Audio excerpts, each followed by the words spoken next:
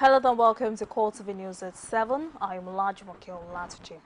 The wife of First Republic leader and foremost politician Obafemi Awolowo, Hannah Idowu Awolowo, is dead. The late matriarch of the Awolowo dynasty, fondly referred to as HID by her late husband and admirers, was born on the 25th of November 1915 in Ekene like her late husband. She would have celebrated her entrance into the Centenary Club in November this year. She was until her death the Yoruba of Ife, and also the grandmother of the wife of the Vice President, Yemi Osinbajo, Oludolapo. Details of her death are still sketchy as of now. We will bring you more details in our subsequent bulletins. The Shakiris and Delta States have formally announced the passage of Ogiame Atuwashe II, the Olu of Warri. The ceremony, which was held at the Ode Sekiri, the traditional headquarters of the Sekiri, also saw the announcement of one of the late Olu's younger brother, Godfrey Ikamwali Emiko, otherwise known as Abiloye, as the Olu's designate, announcing both the passage of Atuwashe II and the choice of Prince Ikewali to the Sekiri National Congress. The eldest member of the Olu Advisory Council, Chief Tessigeweno Wesu, also performed the traditional breaking of the calabash, which represents the death of the king. It's more than 100 days after the 8th National Assembly was inaugurated by President Muhammadu Buhari, but Nigerians appear not satisfied with the level of work put in so far by the legislators. Some residents of the Federal Capital Territory who spoke with CoreTV News say the unseasoned and prolonged process by their elected representatives is no longer acceptable. Basayi has more. I'll bring you details of that report in our subsequent bulletins. The Nigerian Army says its troops have arrested some members of Boko Haram on Friday disguised as internally displaced persons. Army spokesman Colonel Sani Husman said in a statement that the intercepted persons have been screened by troops of the 21 Brigade. For more information and confirmation of their true identity, he noted that troops have also dislodged Boko Haram terrorists from Disa and Balazala villages, both located in the Gwoza local government area. The army spokesman added that 23 men, 33 women, and 34 children were rescued in the process. To Kano State, where Governor Abdullahi Ganduje is concerned about the ongoing negotiations by government officials with Boko Haram. Ganduje, who made his words known to State House correspondents in Abuja, says he wonders if the government is in touch with the actual leadership of the insurgents group. He, however, urged Nigerians to engage in community policing before, during and after the Eid al-Fitr celebrations to ensure that criminal elements do not carry out targets on soft targets. The Court of Conduct Tribunal has ordered the Inspector General of Police, Solomon Arase, to arrest the Senate President, Bukola Saraki, for failing to appear before the arraignment. The Tribunal Chairman, Dahiru Umar, issued the order on the basis of an application filed by Prosecution Counsel Muslim Hassan.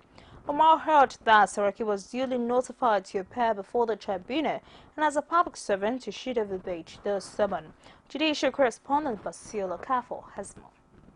Massive security around the premises of the tribunal. This suggests that the Senate President was either in the court or was on his way for his arraignment. But neither was the case, as the Senate President failed to appear to face charges filed against him. This angered the prosecution counsel, Muslim Hassan, and he sought a bench warrant for the arrest of the Senate President. Defense counsel Mahamoud Magaji, however, objected, arguing that the prosecution counsel lacked the power to institute the case in the first place. We only apply that the bench warrant be issued against the accusers for disobedience of the order of this honorable court. The application before you should be expunged from the record, inclusive the appearance. After argument from both sides, the tribunal adjourned for some hours till 1:30 p.m. And after reconvening, Tribunal Chairman Danladi Umar ordered the Inspector General of Police, Solomon Arase, to arrest Saraki. He thereafter adjourned till September 21 for the Senate President to appear and face his charges. The response of the legal team of Saraki after the ruling indicated that the Senate President will appeal the decision of the tribunal. I've only told him there is an order of the court binding him. And if that order has been served on him, the least he can do is to go and set aside the order with the reasons he gave, not to ride roughshod over the order. He will respond accordingly. There are processes for people who are in contempt of orders. For now, the federal government is keen on ensuring that the Senate president is docked on Monday. But that is also when a federal high court is due to hear Saraki's suit against the Code of Conduct Bureau. Senate President Bukola Saraki has accused the Code of Conduct Tribunal of acting under undue political influence and external pressure by ignoring a court order. In a statement issued on his behalf by Special Advisor on Media and Publicity, Yusuf Olaniyonu, Senator Saraki explained that he chose to proceed to the court to determine the competence of the prosecutor because he felt his fundamental rights are about to be infringed upon. The Senate President noted that he chose to go about his normal official schedule based on a court order that all parties in the case should appear before it on Monday, September 21. He also expressed surprise that in spite of assurances by his counsel that he would show up on Monday, the tribunal insisted on issuing a warrant of arrest just to embarrass him. Saraki described the tribunal's conduct as an abuse of the rule of law and a bad precedent, but maintained that it would not do anything to undermine the judicial process. Adding their voices to many Nigerians who have reacted to the controversial False Answer Declaration saga involving the Senate President, Bukola Saraki, and the Code of Conduct Bureau, those analysts defer in their stand to the case and ground while calling for the prevalence of the rule of law. A public figure is a public thing. Everybody wants to know everything about you to a larger extent. So for effective corruption campaign, it is one of the requirements. As a public officer, I believe he should be able to come out clean and say, look, this is what I have, and I've been giving you this report on every of my own taking. So why is it now that you want to indict me? Go and check my records in 23 before being a governor in Kwara State. I've submitted what I needed to submit before I took an oath of office. So, I mean, all the buah about witch hunting, I don't think so. The Code of Conduct, they're doing that job. And, of course, as a citizen and the Senate President of Nigeria, he have every right to seek redress if you think it's injustice. So, I mean, this is the way I feel about it. And while the Code of Conduct Tribunal was sitting in his absence, the President of the Senate was soliciting the support of development partners of the National Assembly for a better synergy with federal lawmakers. He made the appeal that it's an interactive forum with the partners at the National Assembly complex. The Senate President wants them to work on plans to strengthen the capacity of legislators for optimal service delivery. Away from that, the People's Democratic Party says it would reposition the party for future elections. Addressing journalists in Abuja, the National Publicity Secretary of the party, Wallace Metul, disclosed the need to have a national conference where issues bordering on how to reshape the party would be discussed. Metul pointed out that lots of corrections need to be made to correct the many mistakes of the past. The proposed conference is being organized by some members of the Board of Trustees of the party, who are backed by both the board and the national caucus of the party. This is still CoreTV News at 7. We'll take a break now, but back on my stories. Please stay with us. Hurry! You too could win millions in the Peak Reach for Millions promo. Join our winners in the Millionaires Club. Just buy any Peak milk, check for the code, starting with BN on the pack, and text the code to 55331. Peak, it's in you. Igwe. Shall you not say with just 200 naira recharge? Airtel they summer me with 600 naira to yarn more with any network. Relax. In fact, I don't buy your own Airtel SIM every day. Anytime I recharge 200 naira and above, Smart Connect they summer me with free internet. Buy your Airtel SIM today. Airtel, the smartphone network. Thank you for joining us again. For more on the news and other programs, please visit our Facebook page at www.facebook.com/CoreTV News. You can follow us on Twitter at CoreTV News NG. Also visit our YouTube channel at youtube.com/CoreTV. Give us space the news. The Lagos High Court Ikeja, under the judgment of Justice B.A. Chiku, is upheld the victory of APC senatorial candidate Solomon Adiola, otherwise known as Yayi, at the just concluded 28th of March 2015 senatorial election. The ruling, which nullified the election petition filed by the Lagos West PDP senatorial candidate Segun Adewale, says the petition lacked so many requirements and as such cannot stand. Defense counsel Kula Adegoke stated that the petition against his client should have been discarded a long time ago, as it was baseless and without concrete fact. While the victor, Senator Adiola Olamilekun, says the victory was his party's. The All Progressives Congress and called for the support of his constituents towards achieving greater development.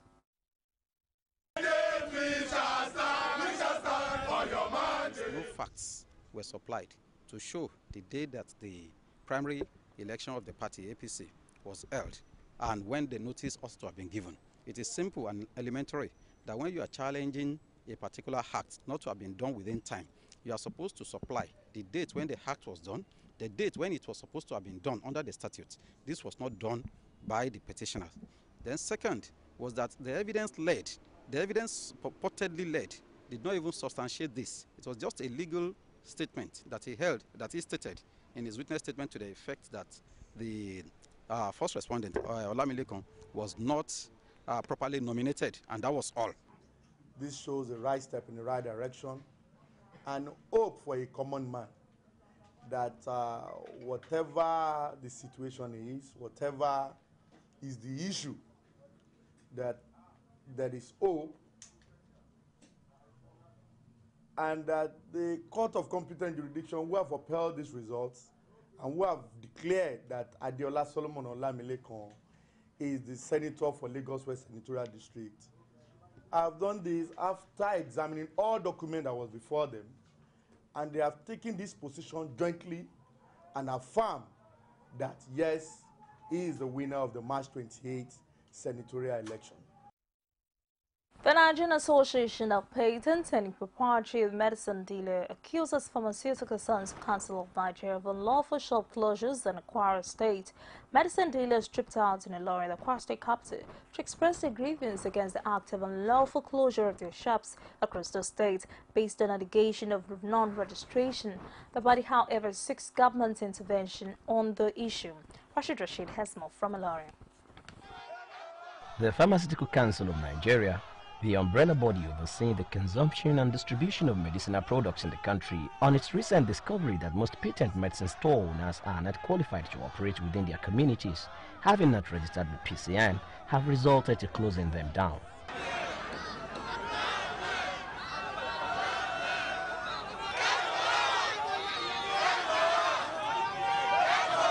The president, Nigerian Association of Patent Medicine Sellers, frowned at the development, describing the council's action as biased and sponsored. He also condemned the imposition of registration fee. He is calling on the state government to intervene before the matter goes beyond control. We are protesting. Our protest is that there are recent raiding, the lock up of over 560 shops of our members. We don't want to take law to our hand. That is why we have come to His Excellency to save us from their victimization.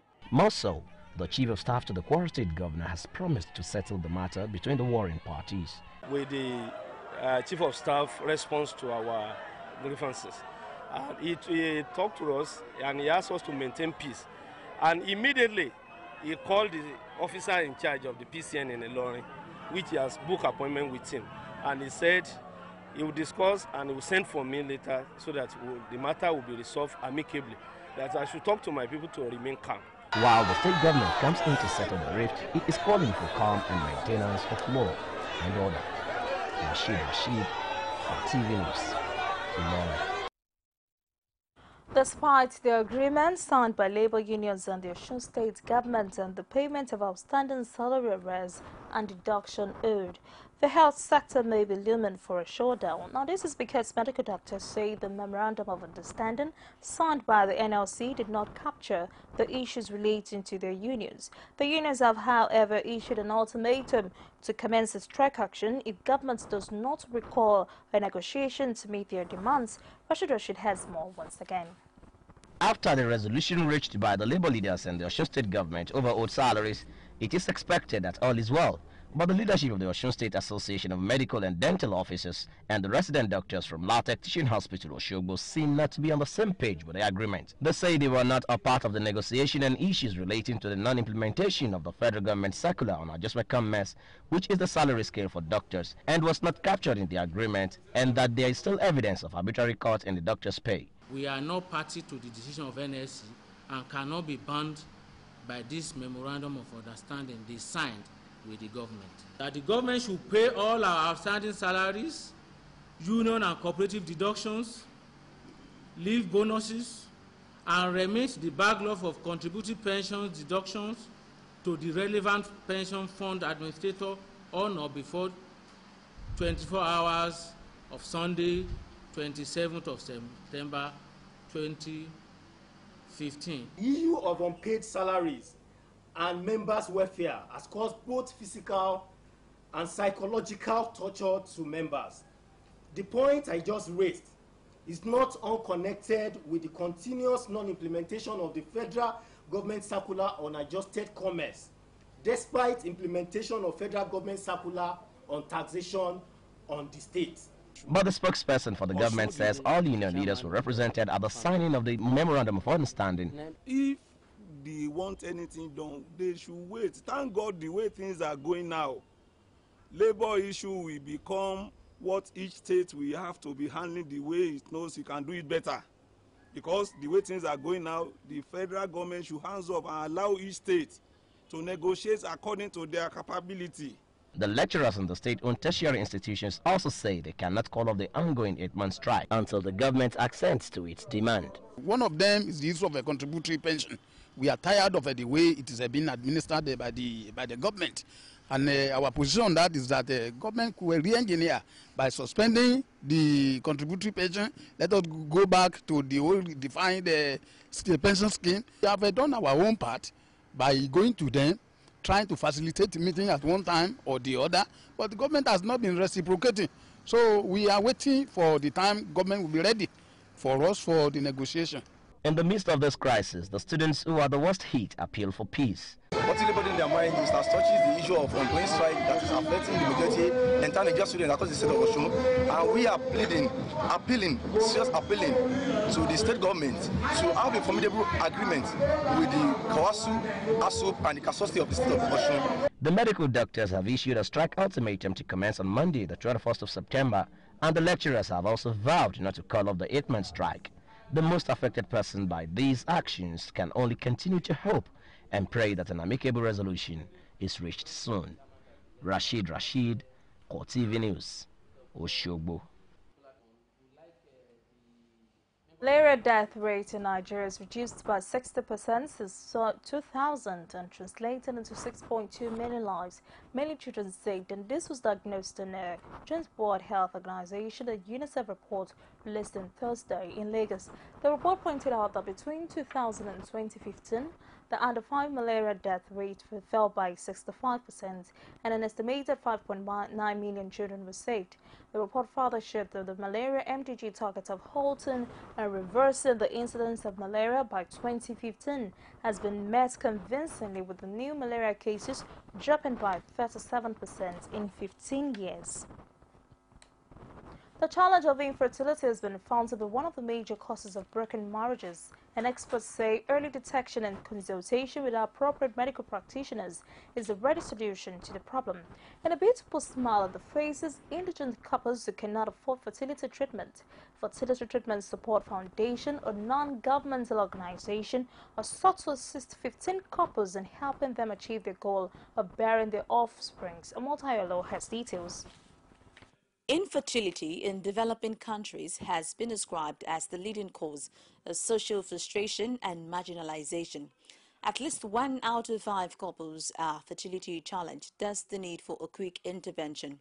The 7-year-old foundation, Fertility Treatment Support Foundation, FTSF, with a record of providing free fertility treatment to over 100 couples, is set to give out this opportunity to more couples through its new initiative. Little Miracles, an initiative of FTSF, will be giving away free fertility screening and treatment to couples on Sunday, 25th October 2015 via an electronic draw. All you have to do is send a